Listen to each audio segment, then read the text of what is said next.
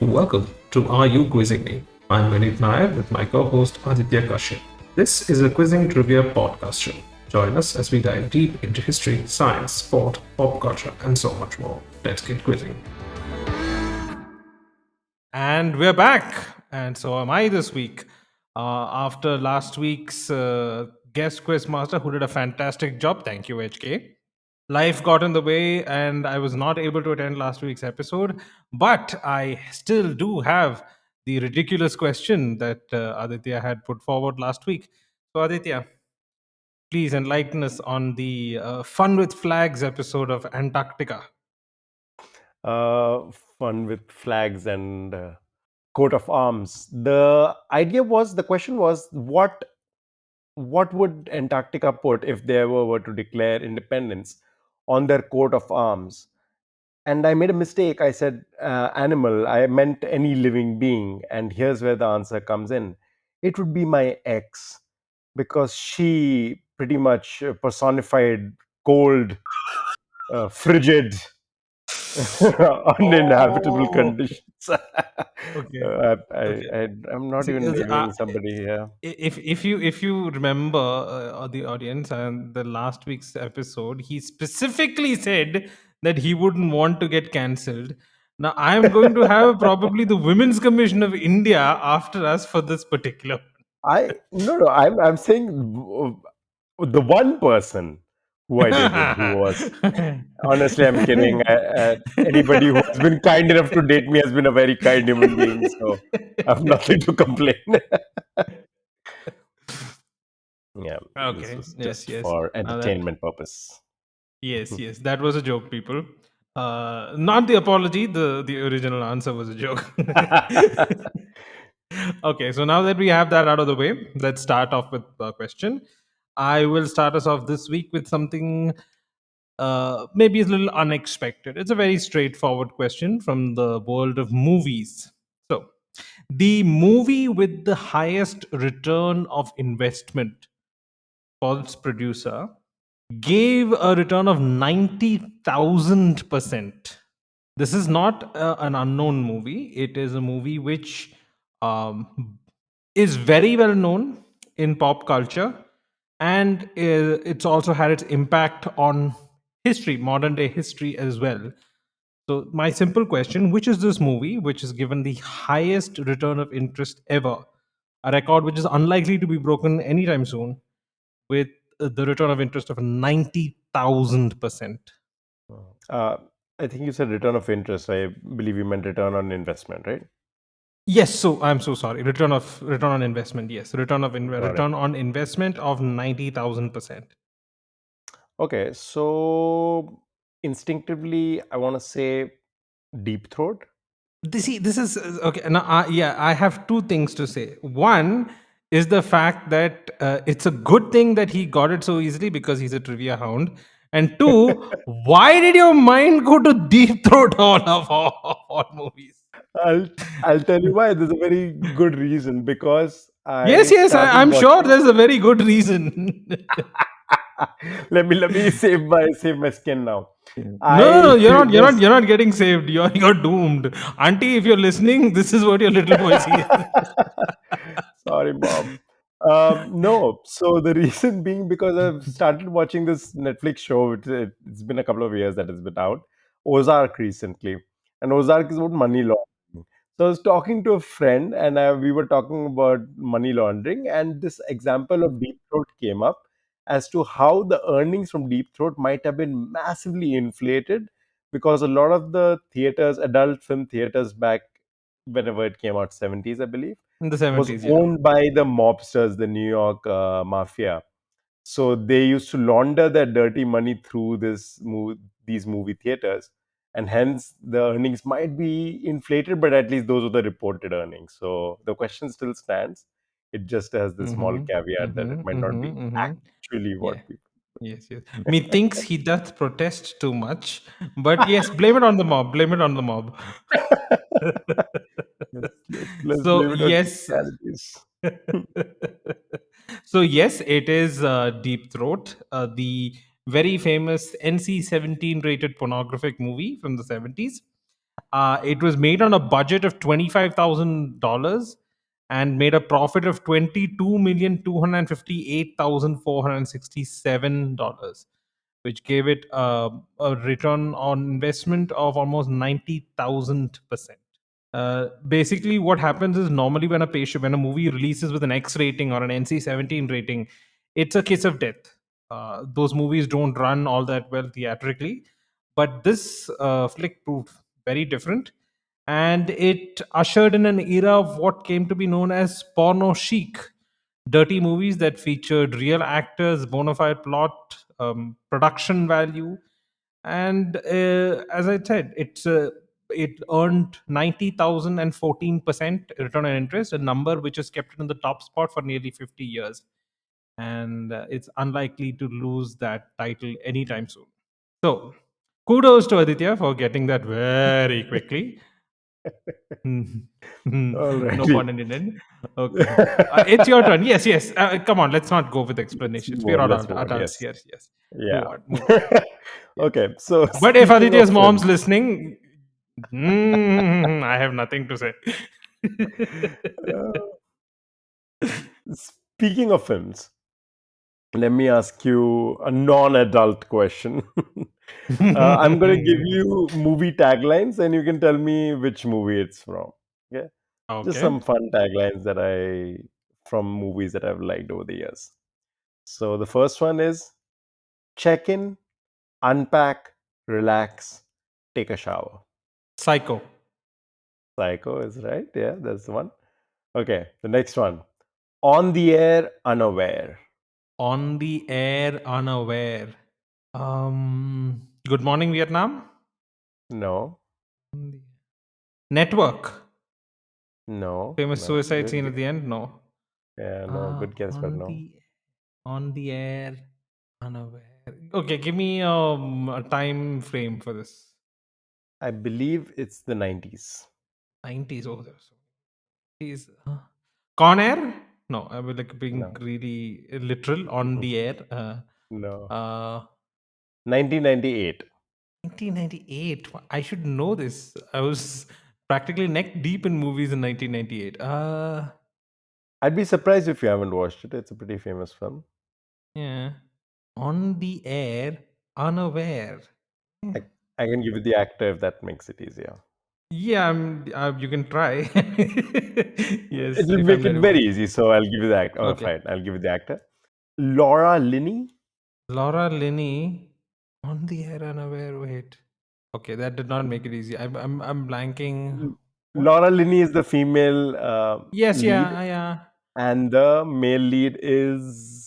Should I give it? Should I give it? Should I give it? Okay, I'll give it Yeah, to you. yeah, yeah. Please. Is Jim Carrey. It's a Truman Show. It's a It's a Truman Show. It's a Truman Show. Yes, Laura Linney. Yes, yes. true On the show. air. Oh, yes. It's so obvious. On the air, unaware. Yeah. Okay. Okay. He's Hit me. on a. Next one. Let me redeem All myself. right. Um, fear can hold you prisoner. Hope can set you free. Cape Fear. Now, Fear can hold you prisoner. Hope can set you free. There is a movie with a very young Mark Wahlberg, which was no, no, not Mark Wahlberg. called Fear. No. Okay. No. Interesting enough, that has a connection to Dar. Oh, okay. But yeah, fear can give, hope can set you free. Shawshank Redemption. No. Shawshank Redemption is the answer. Yeah, you're right. You're right. Yeah. Um, let's do one last one. The longer you wait, the harder it gets. Naughty boy, naughty boy. Okay, the longer you wait, the harder it gets. Ah, time frame. I need a time frame for this movie, whichever one this is. It is the 2000s. Longer you wait. Nope, yeah, I'm blanking. We have in the cast Seth Rogen. Okay, wait, is this super bad? No. We have Seth Rogen. Paul Rudd. Anchorman. No. Okay. You're, Okay, Paul. you're close. You're close, but no, not yet. I'm getting flashbacks of And it's not the Pineapple Express. It's no, it's not not. The Anchorman. It's lead not actor Superbad. is Steve Carell, 40-year-old virgin. the 40-year-old version. Yeah. The Oh yeah, no, longer that you was wait, a the great harder movie. it gets. Oh, that's a very clever line. That's a very, very clever Yes, it line. is No, I don't one know of if my you know favorite this piece lines. of trivia. The 40-year-old virgin, that very famous waxing scene where Steve Carell's chest is getting waxed, Mm. they actually Hmm. did that for real. Yeah, I know, I know, I know. And that's Uh, his actual hair being waxed off.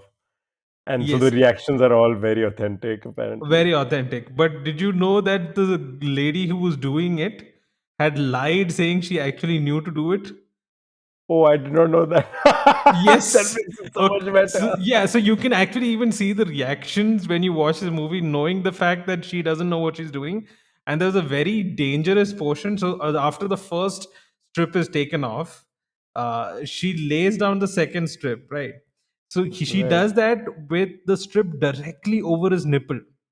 Oh, Okay, oh, so now wow. apparently now I don't have much. This is what I've read. So experienced waxers and salon people, what they do is they put Vaseline or something over the nipple so that it Okay. doesn't affect. There's no sticking and pulling off the nipple itself. This lady Right. didn't do that. Okay. Luckily for him, the nipple didn't come off. Otherwise, there was a good Oh, chance of bleeding and whatnot.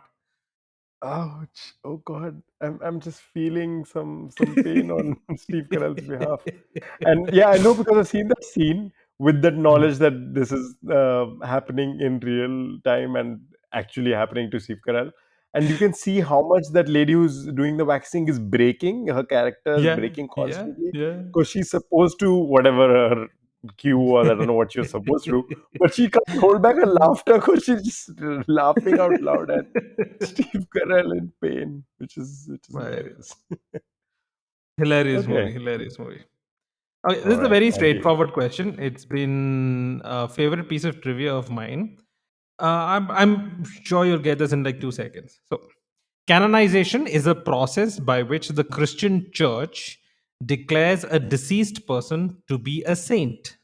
During the canonization process of the Roman Catholic Church, a lawyer is always appointed to argue against the canonization of the person. It's usually a cardinal, right? One of the cardinals of the College of Cardinals. It was this person's job to take a skeptical view of the candidate's character, to look for holes in the evidence, and to argue that any miracles attributed to the candidate were fraudulent. What is the title or name given to this person? Devil's advocate? See, I told you, 2 seconds. It is the devil's advocate. Right. Okay. Cool, cool. I Yeah, it I didn't doesn't know require any that. explanation. It's, yeah, the person who basically argues against the saint is the devil's advocate. Yeah, but Makes I always sense. like the Makes sense. fact that it came from that particular source. Right. Right. Your Um, turn. Speaking of this, though, I'll just do a quick detour. I recently was reading about this, and I don't know why it came up. I was reading about the Loving versus Virginia case uh, in the USA, and this was a case about people being able to have interracial marriages. I believe the Loving Day or whatever it's called was very recently. It was the day that law was struck down, and every state had to accept interracial marriages as being lawful. Because before that, some of the southern states didn't have that on their laws. So I always found it just beautiful poetically, just how you said, like how Devil's Advocate comes from actual church. I thought that was also poetic in the sense that Loving was their last name, Yeah. and they were fighting for the right to marry anybody regardless of race, the color of the skin, which is sweet. Yeah. Okay, let's move on to some geography. Speaking of countries, Mhm, so I'm gonna mhm. talk about this country, which is a Polynesian island country. Are you good with the Uh, Polynesian countries? no. It's one of the smaller ones. Okay, Mhm. I'll give you the name. It's Samoa. All right. So Oh, some I have Samoa. heard of Samoa. Yeah. All right, great. So Samoa in 2011 Uh-huh. went from 29th December to Okay. 31st December. What happened to the missing day? My question. This happened in 2011. Yes. Hmm. Something to do with the international dateline? Yeah, that's pretty close, and I'll give that to you. But do you want to maybe expound a little bit upon what exactly, or make a No, I'm guess? just guessing because I know the international date line is somewhere over there. You're right. So You're I'm right. I'm I'm You're right. guessing, yeah, I'm guessing that so they had to make up for a day. Did they shift the date line? No, right? That's never happened. Like not that I'd heard of. 2011 is not a leap year either, so it's not like that they were trying to make up for a day. Actually, you are right with the first guess. They Wait, what? technically shifted the date line, or Are you rather, kidding me? redrew it slightly. What they did was they were earlier Huh? on the east of the international date line. So that Okay. was the UTC minus 11. Huh. Okay. They wanted to move to the dateline which should align them with New Zealand, China, and other places in Asia. So they Oh, technically had to okay. move to the other side of the dateline. So the dateline technically had to be redrawn. So if it went Ah. on their west earlier, the dateline now had to be on their east. They had to be on the west of the dateline. Oh, okay. So Okay. so Yes, yes. and the way I'm they gonna did take that that. I'm gonna was take that. Yes, yeah. It was a at pure the guess. at the end of Thursday, 29th December 2011, Samoa continued directly to Saturday, 31st December 2011. Wow. And there was no Friday that year for on the 30th of December for Samoans.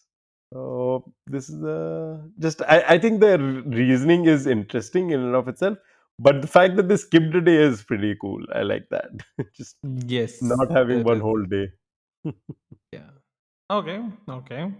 I have a question regarding dates and times, which I will reserve for another episode, not for this one. Sounds But good. today, I will also go somewhere, something related to history. Let's say history and geography. Right. So, Muhammad Hamidullah is a Dr. Ambedkar like figure for Pakistan as he helped them draft their constitution. He is also remembered for for one of his French translations of the Quran. Even though he lived in Paris for a long time, he never took French citizenship. The French classified him as a refugee, and he remained the last citizen of his erstwhile state. Where was he from? Oh wow. Okay. Could you repeat some of the key details? I think Okay, so I. Muhammad Hamidullah, one of the architects of Mhm. the Pakistani constitution, he stayed in France for a long time, classified as a refugee. And the French considered him as one of the last citizens of his erstwhile state. I will add one more point. He was a citizen of the state when he went to the UN, and while he was there, he no longer became a citizen of that particular state. Okay, so I would assume it is some state which ceased to exist. I would want to guess Hyderabad. Was he under the You're on a Nizam roll before? today. Yes, it is Hyderabad. Okay. So, if for All right. those who did not know, Hyderabad was one of the princely states. It was quite a large state. I think approximately the size of France itself. It's a huge state, one of the richest states in the world. And the Indian army annexed Hyderabad from the uh, Nawab of Hyderabad, the Nizam of Hyderabad. Sorry, just after independence, Mr. Hamidullah had gone to the UN to argue the case for Hyderabad when it was annexed, and that state became one that no longer existed. And then he was under refugee status in France for some time before I think he then. This I'll have to fact check, but I think he left for Pakistan after that. Okay. Yes, you're on a roll today. All right. Let me ask my question. Which planet Hmm. is the closest to the Earth? Okay, so this is definitely a trick question. Okay, which planet is closest to the Earth? I'm tempted to say Mars, but I'm guessing it's an afsos. It is not Mars. Yeah, it's not Mars. It's not Mars. Okay, so then logically, the next answer should be Venus. But I'm guessing you're Yeah. going to say, of course, it's not Venus. It's not, technically, it's not Venus. Okay. So unless there's a planet that you we have not okay, is the moon classified as a protoplanet because of its size? No, no, no, no. No, Planet, planet. a proper planet. Oh.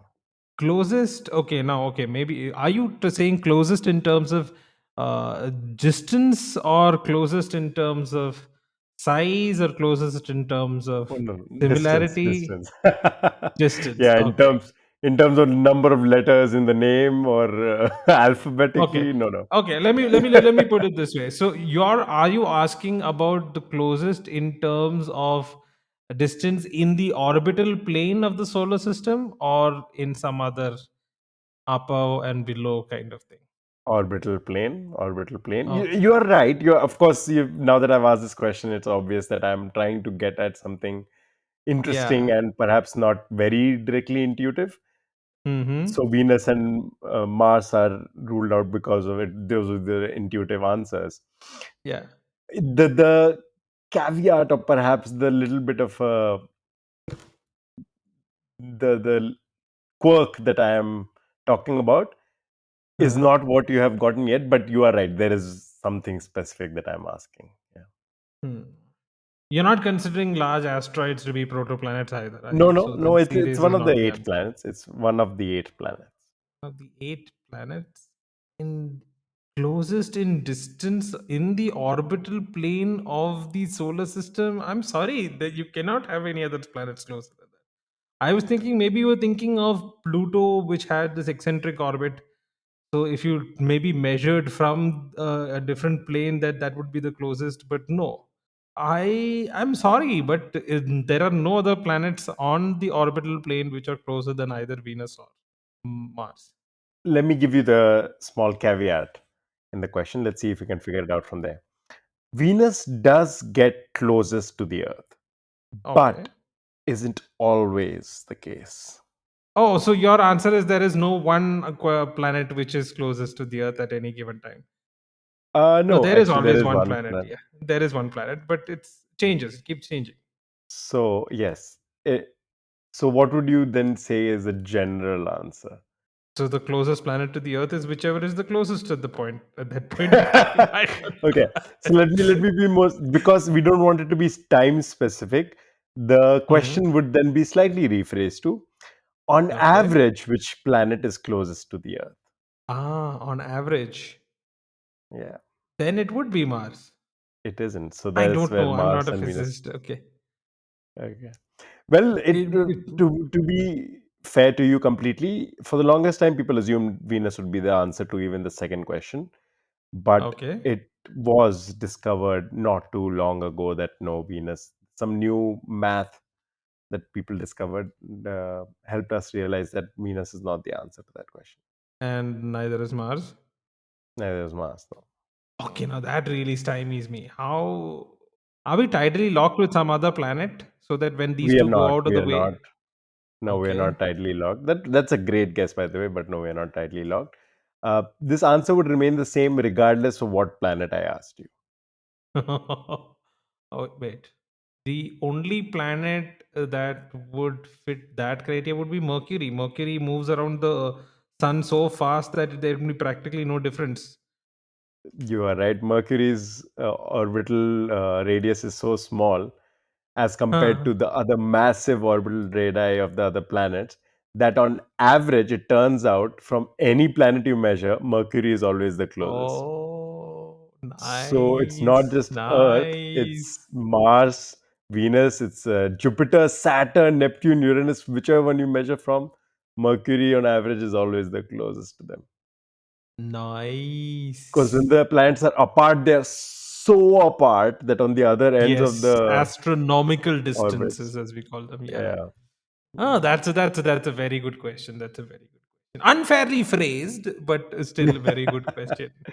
I had to do that. But yes, you got there. Yes. You got there. No, but Yeah. yeah, no, that's a cracker of question. I am definitely stealing that. Okay. I am now going to go to linguistics. Okay. In linguistics, prosthesis is the addition of a sound or syllable. at the beginning of a word without changing its meaning or structure. Okay. The Wikipedia entry for this prosthesis in linguistics describes a prosthesis for several languages, including the usage of English words by the speakers of a certain language in India. How exactly is this prosthesis explained? The language will be the clue. So if you want to Oh, guess, you okay. can So try you didn't guessing give me now. the Or language. yes, But you said so Indian I'll just language, right? explain. Yeah, it's an Indian language. So the prosthesis is the addition of a sound or syllable at the beginning of the word without changing its structure or meaning. And one of the At the examples given is the usage of English words by speakers of a certain language in India. Actually, more than one language. Sorry, you said at the beginning of the word, right? Yes, you add a sound or a syllable at the beginning of a word. Interesting. So it's a silent prefix, or am I misunderstanding it? No, no, it's not silent. You do actually pronounce it. But it doesn't change the meaning, nor does it change the structure. What do you mean by structure? Like the spelling of the word doesn't change? Yeah, so you would still write it with its actual spelling, Okay. but when you say it with an additional syllable or sound. I have no clue here, so I'm gonna make a guess. Okay, so I'll give you there are examples in other languages as well in India, Okay. in many different languages. But I think the primary one that you might have heard and that most people would have heard, especially for those in India, is Hindi. So the usage of certain English words in Hindi ends up using this prosthesis. Certain English words in Hindi. By Hindi speakers, let me be more specific, by Hindi speakers. Yeah, okay, I figured that. Mm, I, I was assuming it has something to do with the accent and the way Hindi speakers speak English. Yeah, you wouldn't be wrong. This probably feels like it's not the right answer, but I'm just gonna say it. Is it something like, say, a word like phone, but then you pronounce the P and the H separately? Is that something along the lines No, of? no, no. So as I mentioned, prosthesis is like the literal meaning of the word prosthesis is something that's added on. It, it is added on, right? Okay, no, then I'm kind of drawing a blank. Okay, I don't know how to give an additional clue for this. Okay, let's just say think of certain English words, very common English words, which when a Hindi speaker, a native Hindi speaker says it, they might add a sound or a particular letter or a syllable to that, to the beginning of that. And it doesn't change the meaning at all. It's still an English word. And you write it in Hindi also without that additional sound. But when they say it with that additional sound. Interesting. So they don't change the spelling, and but it's just said with that sound. Oh, I cannot think of a single example that would fit the bill. I Wow. can give you three right now. Okay, maybe lead me to the word without giving me the word. I don't know. I'm trying to figure Okay, this out. This so is no, a if I fun tell you the question. word, I guarantee you will get it in 2 seconds. But yeah, so let's start with one word: school. Is school. So like an I that you put in the Exactly. front. Yes, yes. So Okay. when native Hindi speakers they add I to several English words. So is special, Okay. is school, is Okay. Okay. station. Okay. Okay. Okay. That is called in linguistics. It's called a prosthesis. Oh, okay. There's an actual word for that. Is there a reason that we do it? Because of course, now that No, you say it's it, not it's just just it's not a obvious. phenomenon that's restricted to Hindi. There are many different examples in many different words. I know there are certain examples in Malayalam as well, certain dialects of Mm, Malayalam, parts of Kerala, where people say mm. uskul instead of school. Okay. Uskul. There it's a U rather than I. Right. So I'm imagining something like this has some basis in how the language structure exists. Perhaps we as Hindi speakers Possible, and yeah. have a tendency to not start words with, or the sk sound is weird for us, so we put a syllable before that to make it easier for us to say it. I don't know. I'm just making wild guesses here, but Yeah, no, there are hmm, these English words are for foreign to a native Hindi speaker. So these kind of additions make it easier for them to pronounce the word. Would that then be the reason that so many Hindi names, when Hmm. anglicized, had an "a" sound added to the end? Because to an English speaker, ending a Ram at a sounded strange or was No, not but very no. I common, think so that they would that say that that I Rama. think would have to come from the Sanskrit version, because the Sanskrit version would be Rama. But Sanskrit version is still Rama, right? It's with the Okay. sound, Yeah. right? Yeah. So there is no I at the end, which means that there is some adding that is a more of an. Again, we both are not linguists here, so we have probably just Yeah, it's a we're, we're, whole we're, crowd of we're basically candles in the wind right now. conjecture happening. But interesting. Okay, little quirks of language. I love that. No, so there are a lot of examples in Slavic languages, in Persian languages, in Hindi, some of the Semitic languages, Turkish, even Latin, apparently. But since I don't speak Latin, it's very difficult for me to understand how that would change it.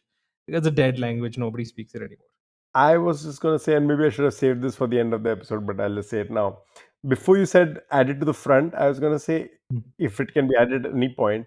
A lot of Hindi speakers just put a rhyming word like chai, shai, but Yes, that's for yes. Hindi, particularly like ice cream, school wool, My right? Hindi teachers, not that they are listening to this, would probably kill me for not remembering this. But I remember that there is a term for this, and we were taught it in school. Right.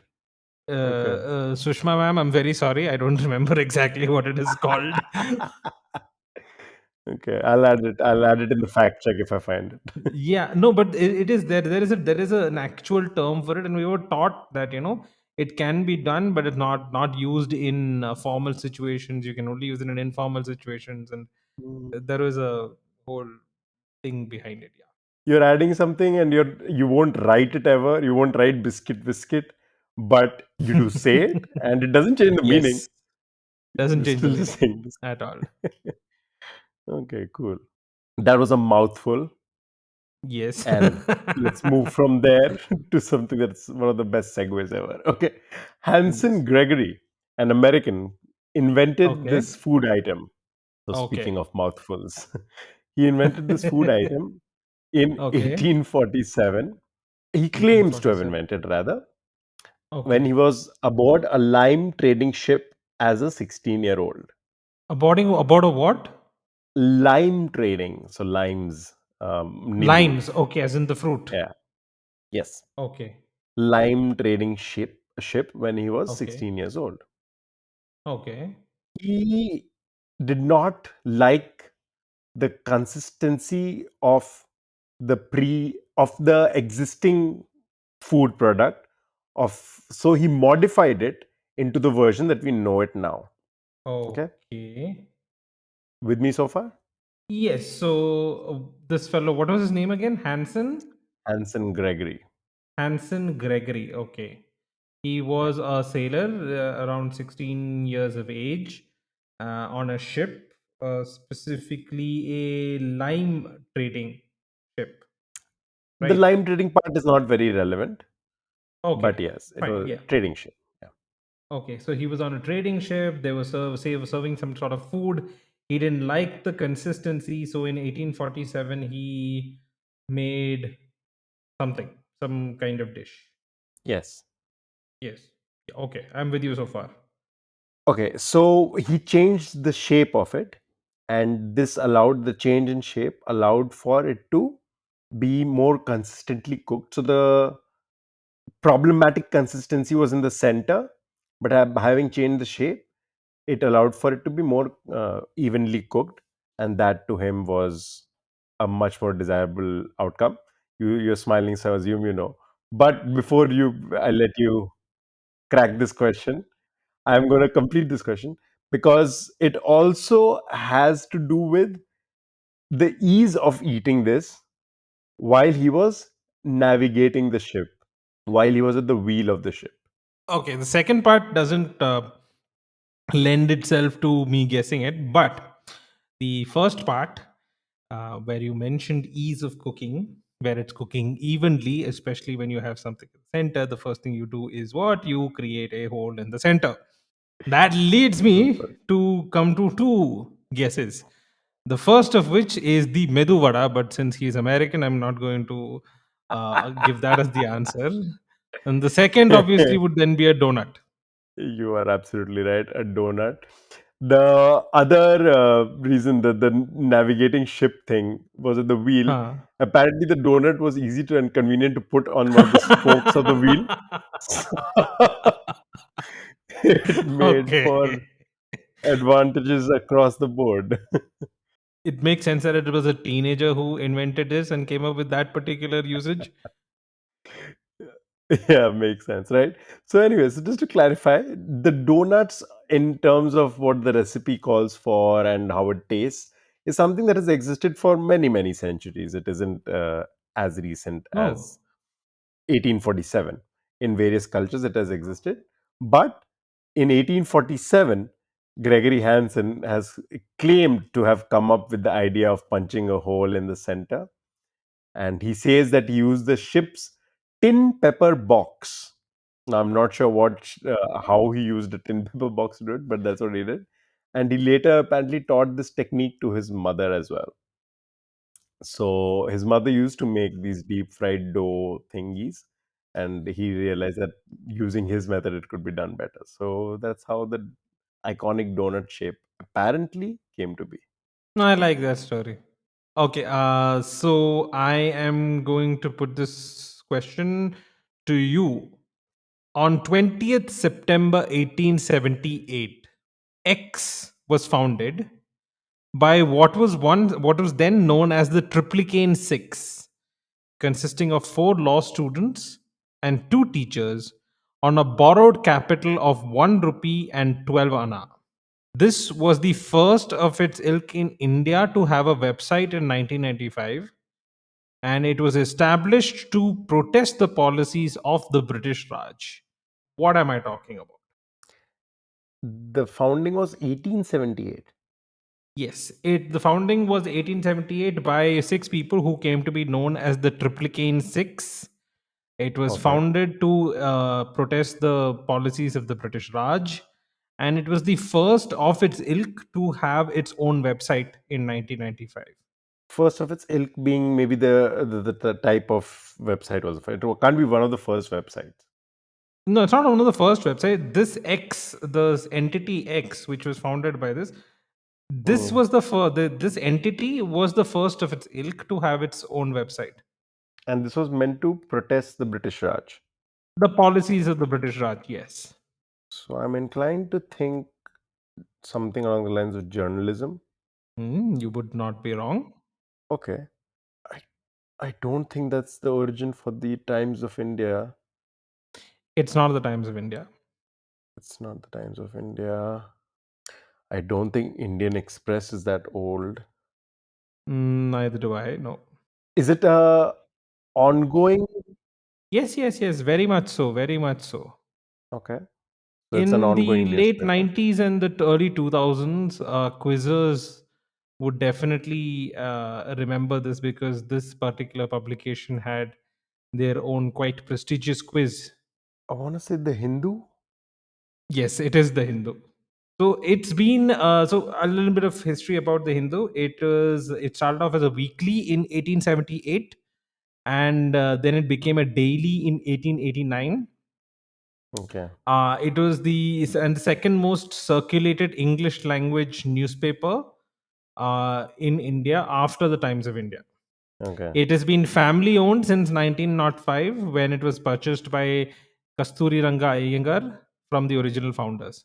And now it's the Okay. Kasturi family which holds you know, the which owns the newspaper. The Got it. Triplicane Six, the people who the revolutionaries who started, there's four law students and two teachers. For posterity, I'll be naming them here: T.T. Rangacharya, P.V. Rangacharya, D. Kesavarao Pantalu, N. Subbarao Pantalu, and G. Subramanya Iyer, along with M. Veera Raghavacharya. Okay. And they started in order to support the campaign of Sir T. Muthuswami Iyer for a judgeship at the Madras High Court, and to counter the campaign against him being carried out by the Anglo Indian press. Hmm. It has a very rich history. The Hindu newspaper has a very rich history, and it's also considered as one of the newspapers of record in India. For those who don't know, newspaper of record is a major large newspaper with a national presence in a large circulation, whose editorial and news gathering functions are considered to be authoritative and independent. Right. Right. So Cool. that's the founding of the Hindu newspaper. I guess we are down to the last question of this episode with you, Aditya. Let's do that. Let's do something alcohol related. Oh, always fun. Yeah. Do you know what, and I use the word cocktail a bit loosely here, Okay. what the cocktail Three Wise Men has? What does it have? As in, Multiple you're asking ingredients. about the ingredients. Yeah. Um, so three wise men, I would say frankincense, myrrh, and but then obviously you wouldn't put that in drinks. So A fun guess, but no. no, it Though was a stupid technically, guess. the I'm wise sorry. men obviously is a reference to the Magi, The but no. biblical, yeah, magi. Three wise men. Okay, I need some sort of a clue here. Okay, so when I said I use the word cocktail loosely, it's because Okay. cocktails technically the technical definition of cocktail needs it to have certain things in it. And while Okay. this drink, Three Wise Men, is informally called a cocktail, it does not meet the usual definition as it only has alcohols, but it doesn't have any other ingredients. So there are no mixers basically. Yes, I'm guessing there are three ingredients, right? three ingredients would be correct. Yes. Okay. All of them are all three are different spirits. Well, they are not. No, they're not. They're the same kind of spirit. Same kind of spirit. So that's a great guess that you got there on your own. Let me actually help you a bit further. These are all whiskeys. Okay. Okay. So then I'm guessing we're talking about the names of the whiskeys because I'm guessing one of them will be Johnny Walker. Yes, you're right. And what are the other two? They're also alliterative. Let me give you one last clue. They're alliterative. Oh, so then it'll be Johnny Walker, Jack Daniels, and Jim Beam. That's right. Yes, it's Johnny But Walker, okay, Jack Daniels, and Jim point of Beam. order. Point of order here. Jack Daniels is okay. Yeah, it is technically Tennessee Sour Mash whiskey, but It's a Tennessee Jim whiskey. Beam is Johnny Walker is a bourbon. Scotch whiskey, Kentucky bourbon whiskey. So what are the proportions like? I'm interested. This It's sounds it's like quite one. it's quite the you drink it only if you really want to get completely Yeah, it's hammered, I because imagine. there are a group of like cocktails which I call cocktails, which are basically the most cost effective and easiest ways to get drunk. Long Island iced tea is one of those. Oh yes, yes. Yeah, those will hit you very quickly.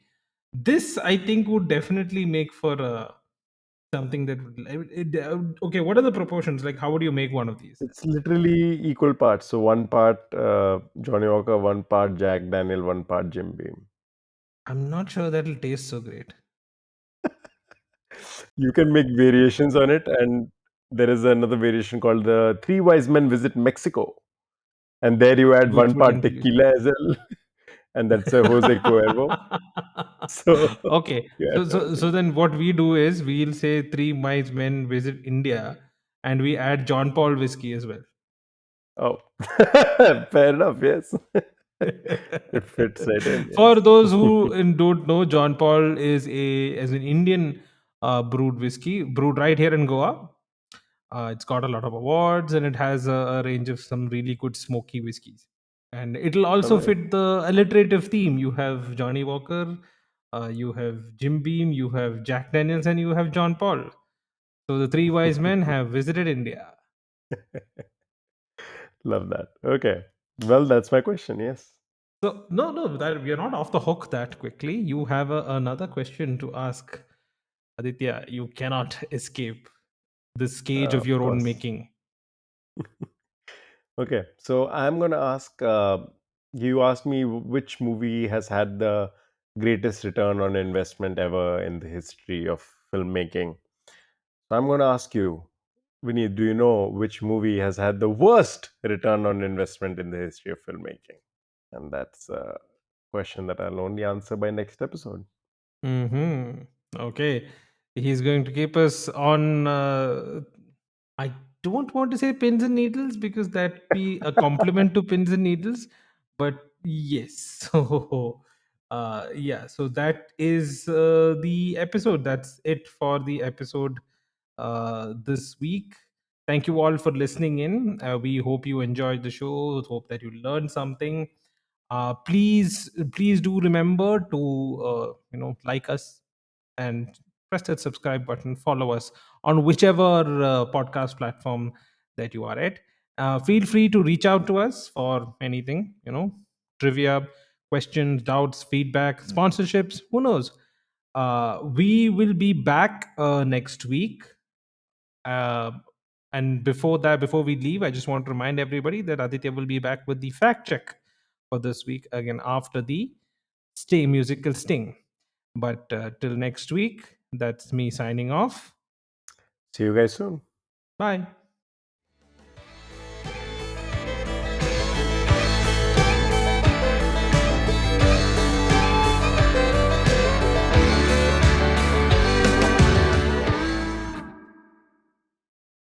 And here's the fact check for the episode. Loving Day is celebrated on June 12th on the anniversary of the 1967 United States Supreme Court decision in Loving v. Virginia, which legalized interracial marriages in all American states. The princely state of Hyderabad was around 214,000 square kilometers in size in 1941. Modern day France, excluding overseas territories, is roughly 550,000 square kilometers in area. A closer comparison for the state of Hyderabad would be slightly smaller than the United Kingdom or the Indian state of Uttar Pradesh, both of which cover an area of roughly 240,000 square kilometers. Schwa deletion is a phenomenon that sometimes occurs in Assamese, Hindi, Urdu, Bengali, Kashmiri, Punjabi, Gujarati, and several other Indian languages, with schwas, which is the mid-central vowel of a, which are implicit in the written scripts. This deletion leads to Sanskrit words like Rama being pronounced as Ram in Hindi. When transliterated to English, it is written with an A at the end. Reduplication is a process in linguistics in which the root of a word, or even the whole word, is repeated exactly or with a slight change. Examples in English include boogie woogie, hanky panky, super duper. In Hindi and other Indo-Aryan languages, it is often used to mean etc. in casual conversation, like chai shai, shopping wopping, road word. The single malt whiskey distilled in Goa is called Paul John whiskey, not John Paul whiskey. It's named after Paul P. John, the founder of the manufacturing company John Distilleries. And that's all for the fact check.